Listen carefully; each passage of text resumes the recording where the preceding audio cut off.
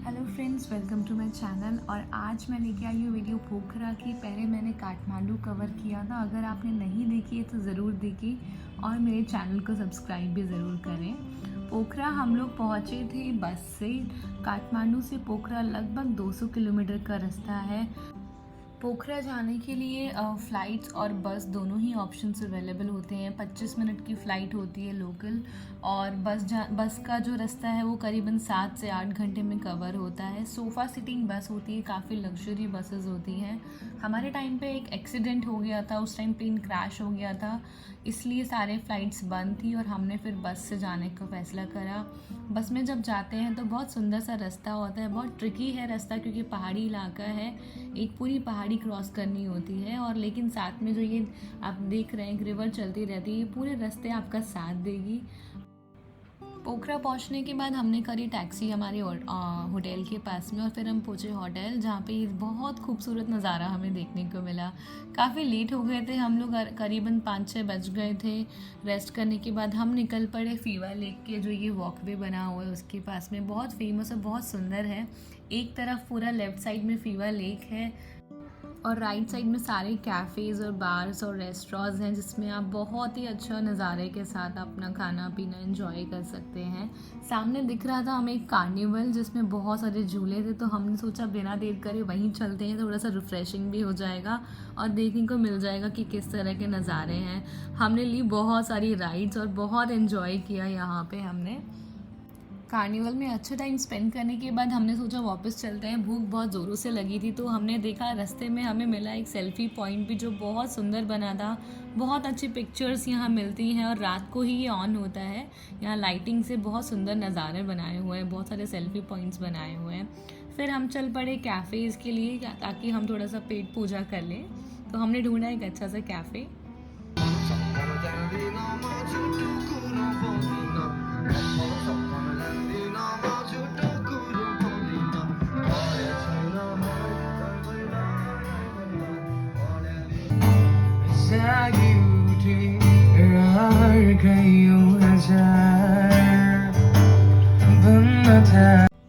पोखरा एक अच्छी खासी टूरिस्ट प्लेस है, तो यहाँ पे सभी कैफ़ेज़ आपको बहुत अच्छे मिलेंगे। और सबसे बड़ी बात तो कि एकदम लेक के किनारे हैं, तो व्यू बहुत अच्छा है। सभी कैफ़ेज़ ओपन कैफ़ेज़ मिलते हैं यूजुअली यहाँ पे, और इंडियन फूड आपको आराम से यहाँ मिल जाता है, तो आपको फूड की टेंशन नहीं लेनी है, आपको खाना अच्छे से मिलेगा यहाँ पे। उसके बाद नेक्स्ट डे सुबह हमने उठा, थोड़ा सा फीवा लेक के पास वॉक करा, और फिर आज हम निकलने वाले थे पुमडी कोट, जो शिव जी की सेकंड टॉलेस्ट स्टैचू बनी हुई है वहाँ के लिए। तो सबसे पहले हमने की एक एक्टिवा को हायर, हमने उसको रेंट पे ले लिया फुल डे के लिए। 500-600 कुछ रुपए लगे थे हमारे। उसके बाद हमने स्कूटी से ही सफ़र तय करा। बहुत ज़्यादा एडवेंचरस था क्योंकि हमें नहीं पता था ये रास्ता कैसा, और हमें जब उसने बताया कि पुलिस से बचने के लिए इस रास्ते से जाना है, तो बिना रोड के उस रास्ते में हमारी हालत हो गई थी एकदम ख़राब। फिर हमने लिया थोड़ा सा रेस्ट। तो आज हम एक बहुत ही बड़ा एडवेंचर ट्रिप करा है। हम नीचे 10 किलोमीटर चल के आए एकदम नीचे ग्राउंड से। हम अभी यहाँ पहुँचे हैं स्तूपा, और अब आप देखिए हम वहाँ जा रहे हैं, which is 5 kilometres away from now. और हमारे पास ये बकरी है जिसने अपना आधा दम तोड़ दिया है। बकरी चलाने वाला भेड़ चेरेरा हमारा, क्या बोलते हैं उसको, भेड़ चाल, जो भी बोलते हैं, हमारे ड्राइवर। ये हमारी गाड़ी। एक्टिवा कार कैसे भी आप जाएं, एक पॉइंट आएगा जहाँ से आपको ट्रैक करना ही पड़ेगा। तो बहुत ज़्यादा मेरी तो हालत ख़राब हो गई थी, क्योंकि मैंने पहनी थी एकदम नॉर्मल सी चप्पल, जिसमें ट्रैकिंग करना बहुत मुश्किल था। पूरा मेकअप उतर गया था, हाल ऐसा हो गया था। हम लोग को नहीं पता था ये ट्रिप इतना एडवेंचरस होने वाला है, जिसमें ट्रैकिंग वगैरह सब कुछ होगी। और बहुत करीबन आधे घंटे का ट्रैक था, जिसको चढ़ के हमें ऊपर जाना था। तो हमने जैसे तैसे करके ट्रैक किया पूरा, और फिर हम एकदम ऊपर पहुँचे। पर व्यू बहुत अमेजिंग आ रहा था जैसे जैसे हम ऊपर चलते गए। और हम जब एकदम क्लोज पहुँचे तब हमने व्यू लिया। वहाँ का व्यू बहुत सुंदर था, पूरा पोखरा यहाँ से विजिबल था। और ये देखिए हम फाइनली पहुँच गए हैं। तो आपको पहले ही बता दूँ, अगर आप जाने वाले हैं तो प्लीज़ अपने शूज़ वगैरह पहन के जाइएगा। पहुंचने के बाद सारी एनर्जी दोबारा से आ गई थी, और जब शिव जी की इतनी बड़ी स्टैचू देखी तो पूरा मन एकदम अच्छा हो गया था, सारी थकान निकल गई थी। यहाँ पे 108 शिवलिंग से ये पूरा सर्किल बना हुआ है। शिव जी की बहुत बड़ी स्टैचू है। यहाँ पे गणेश जी जो हैं वो परिक्रमा कर रहे हैं शिव जी के पूरे सर्किल पे। तो ये देखने लायक नज़ारा था, और सबसे हाईएस्ट है ये बेसिकली पुमडीकोट एक विलेज है जहाँ पे ये बनाया हुआ है। शिव जी का बहुत बड़ा स्टैचू है ये।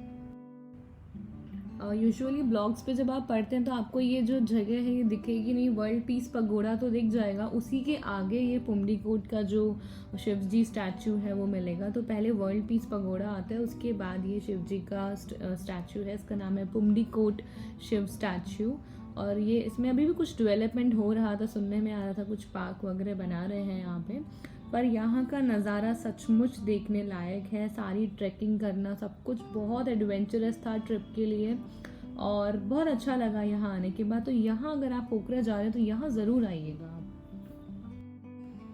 अलग अलग जगह से मैंने अलग अलग कैमरा से शूटिंग करने का पूरा कोशिश किया है। वैसे इसकी ज़्यादा वीडियो इसीलिए डाली क्योंकि ये जगह बहुत फेमस है।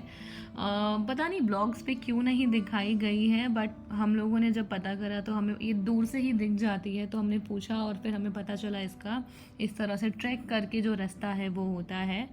और ऊपर आने के बाद देखा तो काफ़ी भीड़ थी, हम ही नहीं थे, बहुत लोग थे, बूढ़े बूढ़े भी थे जो ट्रैक करके आ रहे थे। और देखिए भगवान तो अपने आप बुला ही लेते हैं। इसलिए अगर आपको लगता है आपको यहाँ जाना चाहिए तो मैं तो बोलूँगी मस्ट गो प्लेस है ये, ज़रूर आइएगा अगर पोखरा आ रहे हैं। उसके बाद अच्छे से यहाँ टाइम स्पेंड करने के बाद हमने सोचा अब हम नेक्स्ट जगह चलते हैं। हमने यहाँ पे करीबन 1 से 2 घंटा निकाला अपना आराम से, क्योंकि सबसे टॉप पे था तो हवा भी बहुत फ्रेश आ रही थी। फिर हम निकल पड़े वापस से नीचे हमारे सेकंड प्लेस के लिए। वर्ल्ड पीस पगोड़ा की मेरे पास फ़ोटोज़ नहीं है, बट जब हम वापस लौटते हैं नीचे पोखरा की तरफ तो आपको वर्ल्ड पीस पगोड़ा मिलेगा, और बिल्कुल रास्ते के सेंटर में ही पड़ता है वो, मेन रोड पे। तो फिर हम चल दिए वर्ल्ड पीस पगोड़ा के लिए। अगर आपको दिख रहा हो वो वाइट सा जो एकदम सेंटर में टोपी जैसा है, वो वर्ल्ड पीस पगोड़ा है। तो जब मैंने एक वीडियो जो बीच में डाली है 10 किलोमीटर हम लोग पूरा ट्रैक जो खतरनाक रास्ते से आए थे, उसके बाद वर्ल्ड पीस पगोड़ा आता है। और पूरा ये जो वर्ल्ड पीस पगोड़ा और जो ये पुमडीकोट शिव जी की स्टैचू है, ये फीवा का जो तल है, जो लेक है, उसके एकदम ऊपर चोटी पे बना हुआ है। तो जब हम फीवा लेक जाएंगे तो आपको बताऊंगी मैं वो ये पहाड़ कहाँ, वहीं से ही शुरू होता है और एकदम चोटी पे ये बनाया हुआ है। और ये जो सीढ़ियाँ हैं इस तरह की बीच बीच में सीढ़ियाँ आती है, बाकी पूरा ट्रैकिंग वाला रास्ता है। काफ़ी भीड़ आ रही थी, देख रहे हैं बच्चे बूढ़े सभी लोगों ने ट्रैक किया था और सब लोग आए थे। अच्छा, पोखरा के बारे में और बता दूँ मैं आपको, जब यहाँ पे आप आते हैं तो कल्चर बहुत डिफरेंट मिलता है, बहुत ओपन कल्चर है यहाँ पे। बहुत अच्छी मुझे तो मेंटालिटी भी लगी लोगों की, किसी को किसी से इतना खास मतलब नहीं है, आप कुछ भी कर रहे हैं तो काफ़ी ओपन ख्यालात वाला कल्चर है। और क्योंकि टूरिस्ट प्लेस है तो आपको एक डिफरेंट व्यू तो मिलेगा ही लोगों के नज़रिए से। कैफ़ेज़ एंड रेस्टोरेंट्स बहुत सुंदर सुंदर हैं, तो ऐसा मन में आएगा कि सभी में जाएं, बट आप जा नहीं पाएंगे। ऊपर ट्रैक करने के बाद हमें लग गई थी भूख, तो वहाँ तो कुछ था नहीं, तो हमने रास्ते में रुके एक स्टॉप पे जहाँ तो मैगी पॉइंट, एक आंटी थी जो घर में ही मैगी बनाती थी, तो उनके ये स्पेस एक उन्होंने दिया हुआ था जहाँ से पूरा नज़ारा आपको दिखेगा। तो हमने थोड़ा सा रेस्ट लिया, थोड़े से एंजॉय किया, और पहाड़ों में जो मैगी इतना फेमस है हमने वो मैगी एंजॉय करी। और सच मानिए बहुत टेस्टी लगी हमें ये सिंपल सी मैगी, वेज मैगी। तो अगर आप भी रुकें तो ज़रूर ये मैगी खा के ट्राई कीजिएगा। उसके बाद हम पोखरा पहुंच के चल दिए गुप्तेश्वर महादेव केव की तरफ। ये है गुप्तेश्वर महादेव केव की एंट्री, जहाँ नीचे बहुत ही बड़ी और गहरी गुफा है, जहाँ पे आगे जाके शिव जी की एक शिवलिंग भी है जो बहुत प्राचीन बताते हैं, इसका अपना ही एक महत्व है। पर बहुत ही सकड़ी सी ये गुफा थी जिसमें कंटिन्यूस पानी फ्लो करता है, जिसका कोई पता नहीं कि वो फ्लो कहाँ से कर रहा है, पानी कहाँ से आ रहा है। पर ये गुफा का आप रास्ता देखिए, बहुत ही डिफ़िकल्ट था लेकिन बहुत अच्छा लगा। वो मिट्टी की जो बारिश वाली जो पानी की खुशबू आती है, वैसी खुशबू भी आ रही थी। और फिर हमने इसमें पूरा विज़िट करा, ये देखा। आई थिंक 15 to 20 मिनट्स आपको लगेंगे पूरी गुफा को घूम के वापस आने में। और इसी के जस्ट सामने देवीज़ फॉल्स भी है जो बहुत फेमस है, हालांकि उसका नज़ारा ज़्यादा देखने को नहीं मिल पाता है। क्योंकि कहते हैं वहाँ शायद मे बी सुसाइड अटैम्प्ट्स वगैरह कुछ हुए थे, तो उन्होंने रेलिंग वगैरह लगा दी थी। तो ये विज़िट करने के बाद हमने नेक्स्ट देवी फॉल देखा, जो शायद सिर्फ 5 ही मिनट हमें लगा देखने में।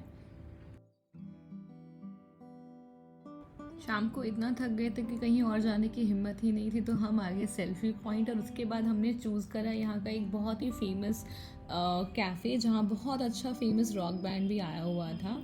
तो हम पहुँच गए वहाँ और देखिए वहाँ की धुन क्या थी।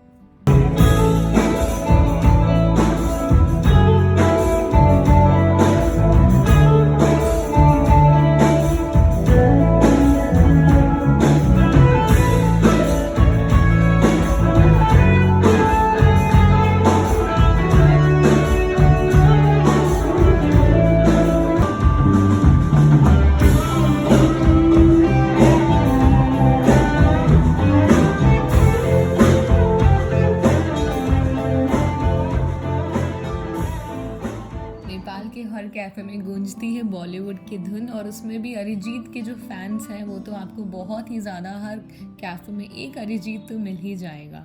कैसी लगी आपको ये वीडियो कमेंट करके ज़रूर बताएं। कुछ भी क्वेश्चंस हैं तो प्लीज़ कमेंट करें, मैं ज़रूर आंसर करूँगी। और पोखरा के डे 2 की वीडियो जिसमें मैंने फीवा लेक घूमा है, उसकी भी वीडियो मैं आपको जल्द ही अपडेट करूँगी। मेरे चैनल को सब्सक्राइब करें और मेरी वीडियोस लाइक एंड शेयर ज़रूर करें अपने फ्रेंड्स के साथ। Thank you so much. फिर मिलेंगे नेक्स्ट वीडियो के साथ। Good bye.